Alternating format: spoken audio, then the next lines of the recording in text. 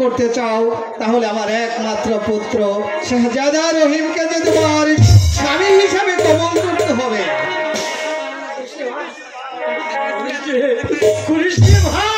তুই কবুল করিস তোর পিতার তুচ্ছ ফলের জন্য তোর জীবন বিসর্জন দিস মা।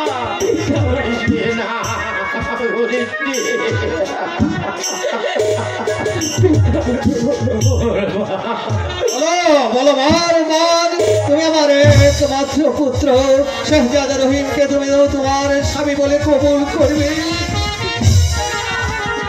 না মা, তুই করিস কি?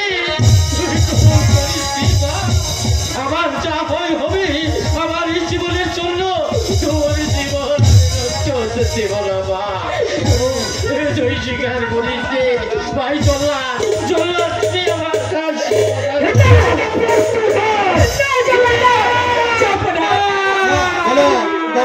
থেমে গেলে কেন?